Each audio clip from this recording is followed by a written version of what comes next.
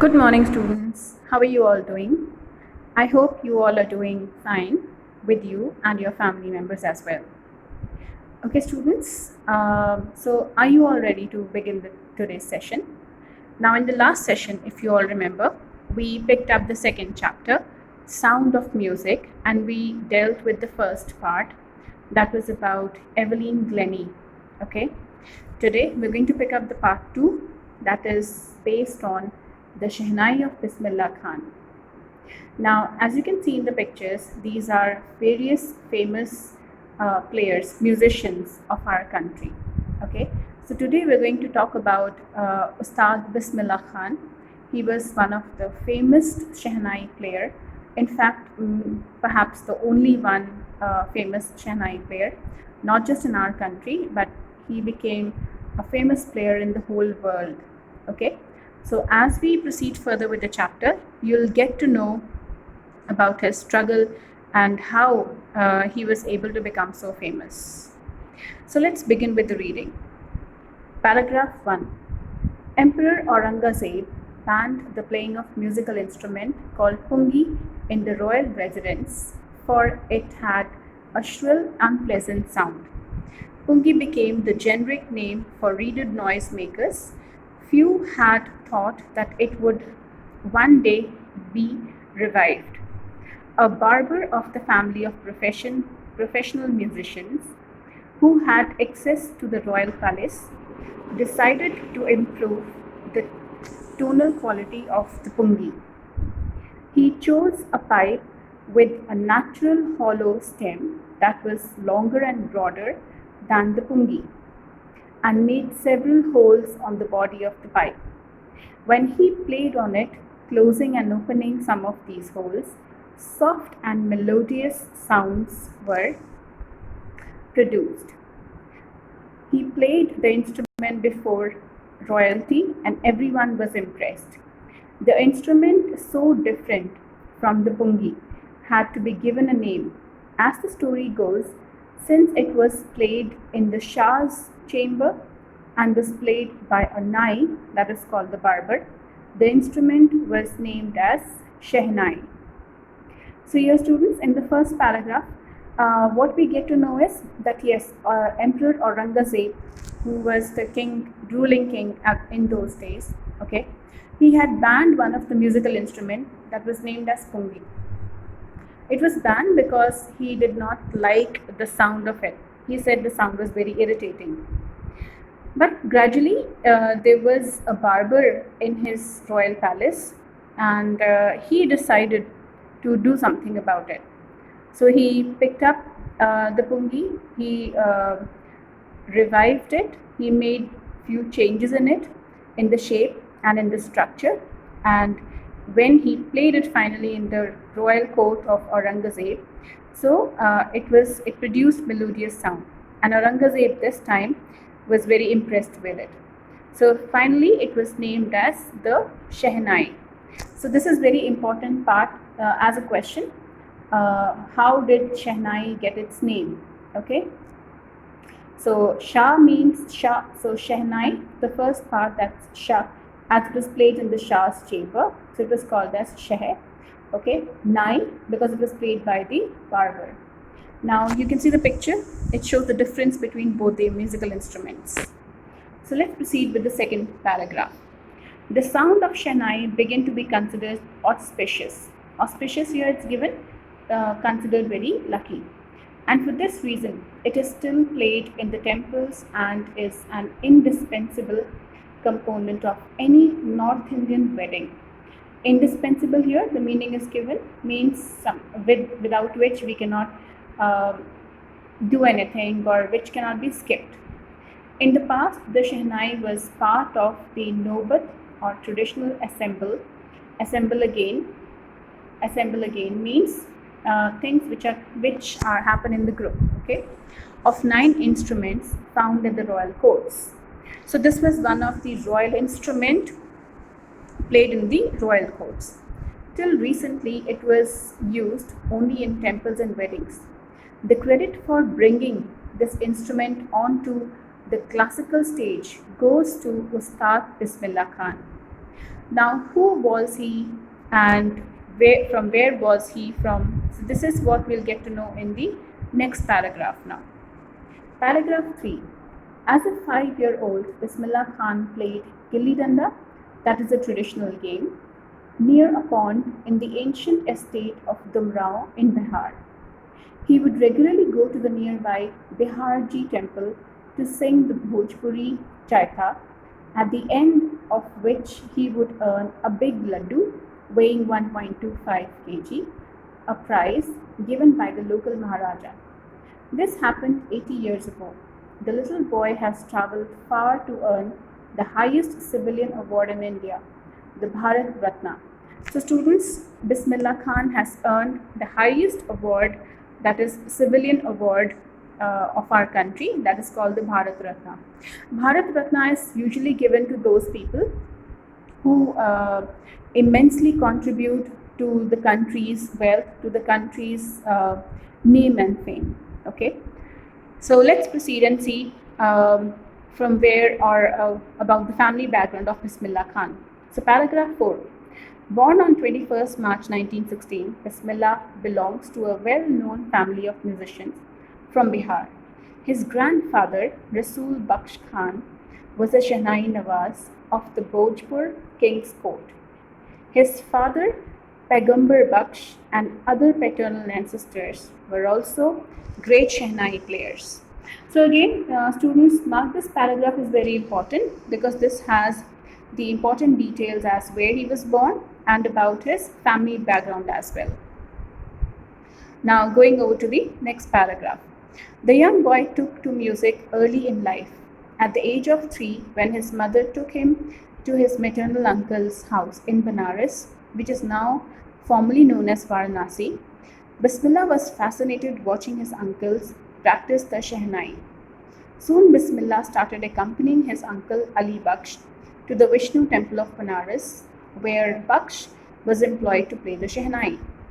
Ali Baksh would play the Shehnai and Bismillah would sit captivated. Captivated means captured or mesmerized by the sound of it for hours on end. Slowly he started getting lessons in playing the instrument and would sit practicing throughout the day. For years to come, the temple of Balaji and Mangala Maya and the banks of Ganga became the young apprentice's favorite haunts where he could practice in solitude. So these were the famous places, or these were the places where Bismillah Khan would go, that is Mangala Maya and the banks of Ganga river, where he would sit alone. Solitude means sit alone and he would practice there.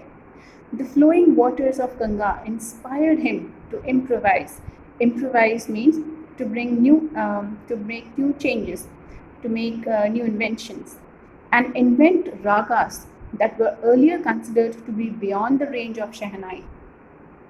So here, students, we get to know how Bismillah Khan had started or how he got connected with Shehnai, and then from there on how he started practicing at a very young age. Paragraph 6. At the age of 14, Bismillah accompanied his uncle to Allahabad Music Conference. This was the first break he got. At the end of his recital means at the end of his music concert, Ustad Fayaz Khan patted young boys back and said, "Work hard and you shall make it." With the opening of All India Radio in Lucknow in 1938 came Bismillah's big break. He soon became an often heard Shehnai player on the radio. So this is the other important event. Now see, students, how young he was. He was just at the age of 14 when he started playing. And he then picked up playing on the channel that is on All India Radio in Lucknow. Paragraph 7. When India gained independence on 15th August 1947, Bismillah Khan became the first Indian to greet the nation with his Shehnai. Now this is a lifetime opportunity, students, and Bismillah Khan was given this opportunity, and he greeted this opportunity with great passion. So he was the one who played the Shehnai during the opening ceremony of the independent India. He poured his heart out into the Rag Kafi from the Red Fort to an audience which included Mahatma Gandhi and Pandit Jawaharlal Nehru, who later gave his famous Tirist with Destiny speech. Paragraph 8. Bismillah Khan has given many memorable performances both in India and abroad. His first trip abroad was to Afghanistan, where King Zahir Shah was so taken in by the maestro means by the music, that he gifted him priceless Persian carpet and other souvenirs. Souvenirs means, yes, kind of gifts or awards given as a token of remembrance. The king of Afghanistan was not only one to be fascinated with Bismillah's music. Film director Vijay Bhatt was so impressed after hearing Bismillah play at the festival that he named a film after the instrument called Goond Uthi Shehnai.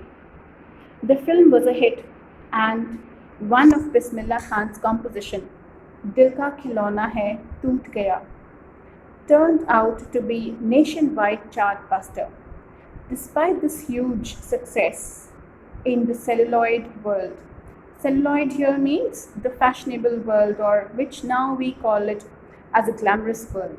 Bismillah Khan's ventures in films music were limited to just two: Vijay Bhatt's Goond Uthi Shehnai and Vikram Srinivas' Kannada venture Sanadi Apana. I just can't come to terms with the artificiality and glamour of this film world, he says, with emphasis.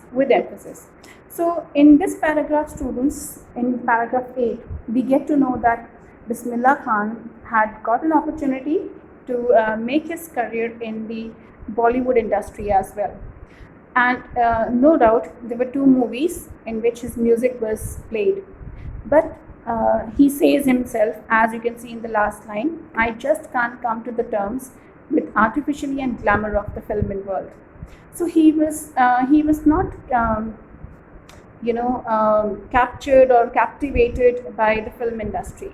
He preferred to play music in his own way. So the film industry really didn't, I would say, attract him.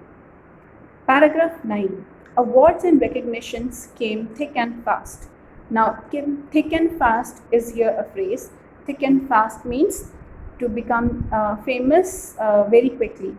Bismillah Khan became the first Indian to be invited to perform at the prestigious Lincoln Center Hall in United States of America. So this was again one of the golden opportunities. He also took part in the World Exposition in Montreal and in Cannes Art Festival. Now, Cannes Art Festival, students, is a very famous festival, and it is specifically only for the musicians and the artists and the other artists. And in Osaka Trade Fair, so well known did he become internationally that an auditorium in Tehran was named after him, Tahar Mosiki Ustad Bismillah Khan. So see, look at the recognition he has earned for himself. National awards like Padma Shri, the Padma Bhushan and the Padma Vibhushan were conferred to him. In paragraph 11, in 2001, Ustad Bismillah Khan was awarded India's highest civilian award, that is the Bharat Ratna. Now, as the name goes, Bharat means India, Ratna means the most valuable gem of India. So that is why he was given the award, because he took the name, he brought name and fame to our country, and he took the name, and definitely he took India to high levels with the coveted means his desire, coveted award resting on his chest and his eyes glinting with the rare happiness. He said, all I would like to say is, teach your children music.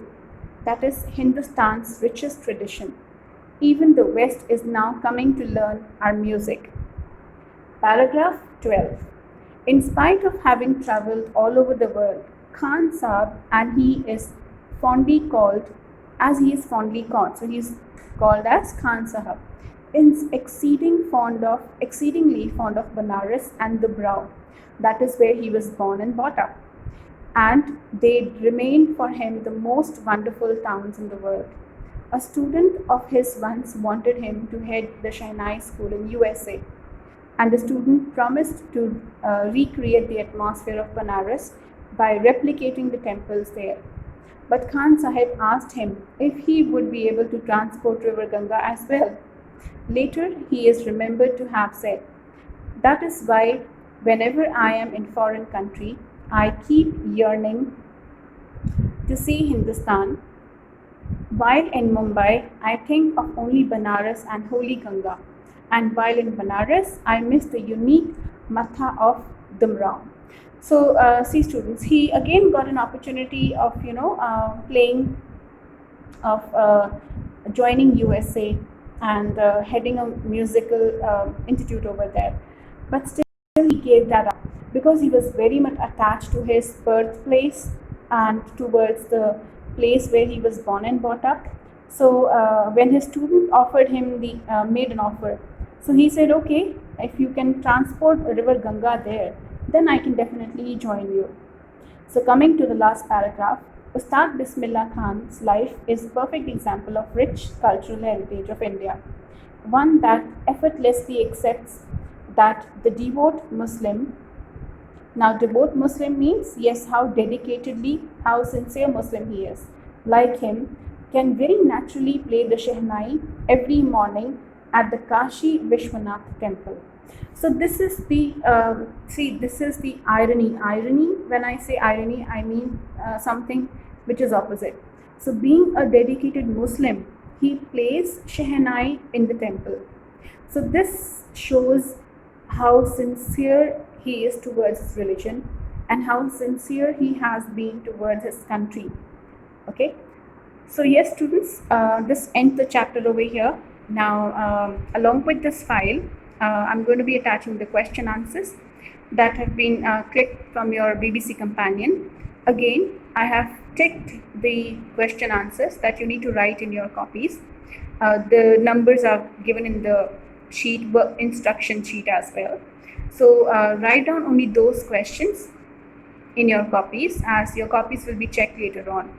Okay, and please do read the chapter again.